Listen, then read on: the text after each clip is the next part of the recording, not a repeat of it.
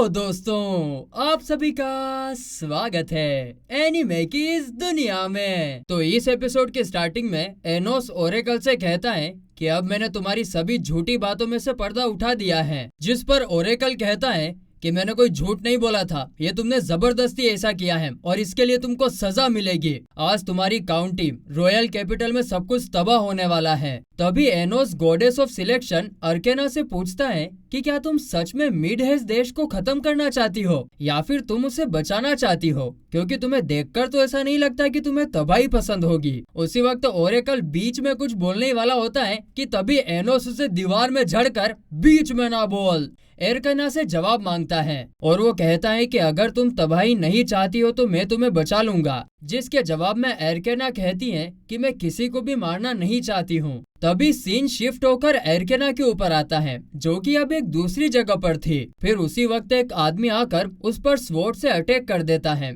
जिसके बाद एरकना गायब हो जाती है। तो वहीं इस तरफ जैसे ही एनोस ओरेकल पर अटैक करता है तो अचानक से एरकना उसके सामने आकर अटैक को रोक लेती है। आगे ओरेकल कहता है कि अब मेरे पास स्पिरिट गॉड स्वॉर्ड आ गया है, इसलिए अब मुझे तुम्हें मारने से कोई नहीं रोक सकता। इतना कहकर ओरेकल एरकेना की पावर्स का इस्तेमाल करने लगता है, जिससे अब उसकी पावर्स काफी ज्यादा बढ़ जाती हैं। और अब ये देखकर एरकेना एनोस को एक स्वॉर्ड देती है और बताती है कि अभी ओरेकल पर किसी भी अटैक का कोई असर नहीं होगा और इसीलिए उसे हराने का सिर्फ एक ही तरीका है, जिसके लिए तुम्हें इस स्वॉर्ड से उस पर 3 बार अटैक करना होगा। मगर अटैक करते स्वॉर्ड का कवर निकलना नहीं चाहिए, और अगर गलती से भी स्वॉर्ड का कवर निकल गया तो फिर तो इस दुनिया से तुम्हारा अस्तित्व पूरे तरीके से मिट जाएगा। आगे एनोस ओरेकल के ऊपर एक काफी पावरफुल मैजिक अटैक करता है, लेकिन ओरेकल उस अटैक को फ्रीज करके वहीं पर रोक लेता है। तभी एनोस उस पर एक और मैजिक करता है, लेकिन इसका भी उस पर कोई असर नहीं होता है।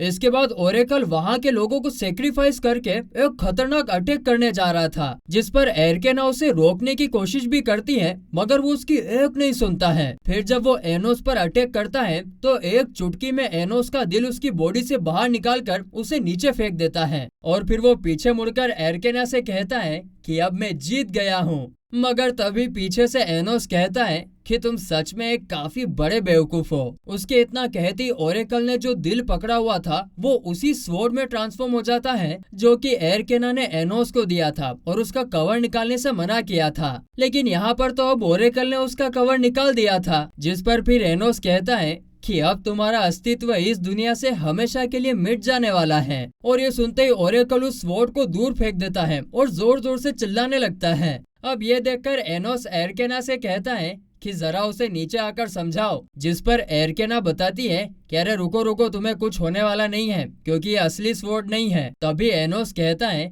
कि तुमने जिस स्वॉर्ड का कवर निकाला था वो फेक था, अभी अगर ये असली स्वॉर्ड होता ना तो तुम अभी तक गायब हो चुके होते। अब ये सुनकर ओरेकल फिर से खड़ा होकर हंसने लगता है और कहता है कि अनजाने में तुमने अपना आखिरी और इकलौता मौका खो दिया है, क्योंकि अब तुम्हारे जीतने का कोई चांस नहीं है। इतना कहकर ओरेकल एनोस पर अटैक करने के लिए आगे बढ़ जाता है, जिस पर एनोस उस कवर लगे हुए असली स्वॉर्ड को पकड़कर एक अटैक करके ओरेकल के दोनों हाथ काट देता है। अब ये देखकर ओरेकल एकदम हैरान रह जाता है और एरकेना से पूछता है कि मुझे तो लगा था कि मेरी बॉडी अमर है, तो फिर ये कैसे हुआ? जिसके जवाब में एनोस कहता है कि तुम्हें मारने का सिर्फ एक ही तरीका है, जिसमें मुझे इस स्वॉर्ड से तुम्हें 3 बार मारना था। इसीलिए मैंने एक साथ 2 पॉसिबिलिटी बनाई। एक में मैंने उस स्वॉर्ड का कवर हटाया था और दूसरे में मैंने कवर नहीं हटाया था, और इसके बाद मैंने दोनों को कंबाइन करके रियलिटी में बदल दिया। मुझे पता है इस बात का कोई लॉजिक तो नहीं है, लेकिन इससे अब कोई फर्क नहीं पड़ता।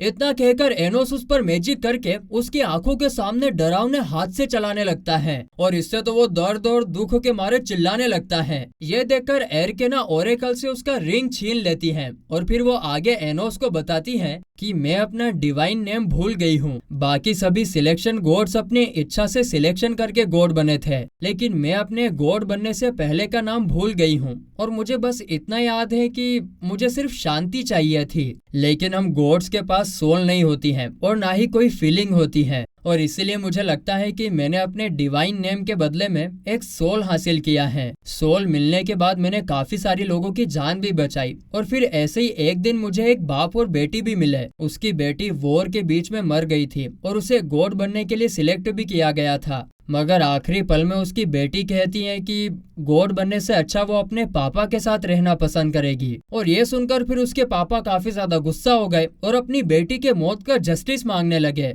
मैंने उन्हें समझाने की काफी कोशिश भी करी और फिर आखिर में मैंने उन्हें ये बोल दिया कि मैं उनकी बेटी को वापस से जिंदा करूंगी, लेकिन ये एक झूठ था। मैंने अपने मैजिक के इस्तेमाल से बिल्कुल उसके जैसी एक और लड़की तो बना दी और अपनी बेटी को वापस से जिंदा देखकर वो आदमी बहुत खुश भी हो गया था। लेकिन कुछ महीने बाद ही उसे सच्चाई का पता चल गया था कि ये उसकी बेटी नहीं है, जिसके बाद उसने खुद अपनी जान ले ली। मैंने एक ऐसी गलती कर दी जो मुझे कभी नहीं करनी चाहिए थी और इसके बाद मुझे समझ में आ गया था कि कोई भी गॉड इतना पावरफुल नहीं है जो हर किसी की जान बचा सके। इसीलिए मैं तुम्हें प्रॉक्सी ऑफ गॉड बनाना चाहती हूँ, क्योंकि अगर कोई इसके लायक है तो वो बस तुम हो। उसी वक्त ओरेकल की बॉडी वापस से सही हो जाती है और वो खड़ा होकर कहता है कि मैं वापस लौट आया हूँ। तभी एरकेना उससे कहती हैं कि मैंने तुम्हें सिलेक्टेड 8 में से एक बनाया था ताकि मैं तुम्हें बचा सकूं, लेकिन वो मेरी एक काफी बड़ी गलती थी। सिर्फ एनोस ही हैं जो प्रॉक्सी ऑफ गॉड बनने के लायक हैं, इसीलिए तुम अब से एक मामूली इंसान बनकर जिंदगी गुजारने वाले हो। यह सुनकर ओरेकल पागलों की तरह हरकतें करने लगता है और कहता है कि मुझे पता है कि मैं अभी भी एनोस के मैजिक के अंदर हूँ और ये सब एक वहम है। और इतना कहते कहते वो वहाँ से चला जाता है। इसके बाद एनोस एरकेना से कहता है कि मुझे गॉड बनने में कोई दिलचस्पी नहीं है, क्योंकि मैं हर एक इंसान को बचाने नहीं जाने वाला हूँ। हाँ, अगर फिर भी तुम्हें लगता है कि इस दुनिया को एक काइंड हार्टेड गॉड की जरूरत है तो ये तुम्हें खुद बनना चाहिए। जिसके जवाब में एरकेना कहती है कि मैं एक ऐसी गॉड हूँ जिसने काफी बड़ी गलती की है, इसीलिए कोई भी ऐसे गॉड पर यकीन नहीं करेगा। जो सुनकर एनोस कहता है कि अगर ऐसी बात है तो मैं तुम्हारी सभी गलतियों को माफ करता हूँ और अगर कोई भी तुम पर उंगली उठाएगा तो मैं तुम्हारी रक्षा करूंगा। तुमने तो खुद काफी बार देखा होगा कि कैसे हीरो एकेडमी के स्टूडेंट्स ने भी काफी सारी गलतियां की हैं, लेकिन वो अब अपनी गलतियों को पीछे छोड़कर अपना फ्यूचर बेहतर बनाने पर काम करते हैं, मेहनत करते हैं। और वो तो फिर भी इंसान है, तुम एक गॉड होकर भी अपनी गलती से मुंह कैसे मोड़ सकती हो? इसीलिए मैं तुमसे एक आखिरी बार पूछ रहा हूँ, क्या तुम अपनी सजा भुगतने के लिए तैयार हो? जिस पर एरकेना कहती हैं कि हाँ, मैं इस जजमेंट सिलेक्शन को बंद करूंगी। ये सभी गॉड्स ने मिलकर अपनी भलाई के लिए बनाया था, जिसमें काफी लोग सेक्रीफाइस होते हैं। अगर ये ऐसे ही चलता रहा तो ये लोग फिर से दुखी होंगे। तो फिर वहीं अगले सीन में हम देखते हैं कि एनोस एमिलिया से पूछता है कि मैंने सुना था कि तुमने ड्रैगन को हराने के लिए काफी सारे होली वाटर का इस्तेमाल किया है, लेकिन एक डीमन होने के नाते तुमने इतनी मेहनत क्यों की? जिसके जवाब में एमिलिया कहती है कि मैं एक टीचर हूँ और अपने स्टूडेंट्स को बचाना मेरा काम है। ये सुनकर एनोस कहता है कि तुमने काफी अच्छा किया, तुम्हारे ऐसा करने से हीरो एकेडमी के स्टूडेंट्स को और कॉन्फिडेंस मिला और इसीलिए अब मैं तुम्हें 7 डीमन एम्परर जितना रैंक देता हूँ। और ये सुनकर इससे पहले कि एमिलिया कुछ बोलती, पीछे से बॉडी बिल्डर छोटू और चश्मिश आकर एमिलिया के सामने सर झुकाकर कहते हैं कि तुमने ही हमें फाइट करना सिखाया है।